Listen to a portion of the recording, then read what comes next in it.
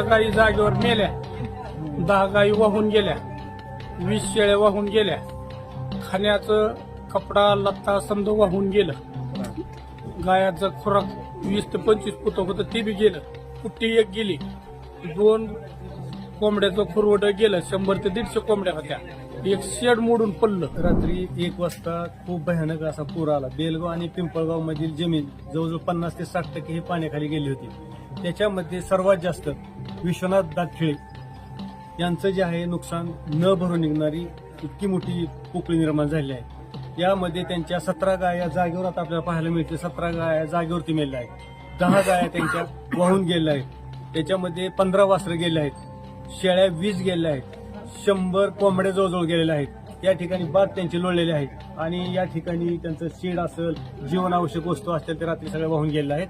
तरी प्रशासनाने याची दखल घेऊन त्या माणसाला मात्र आज त्यांना रडायला जागा नाही. संपूर्ण कुटुंब या ठिकाणी शोकांतिका जशी एखादा माणूस घरातलं गेल्यानंतर घडते त्याप्रमाणे या ठिकाणी घडले आहे.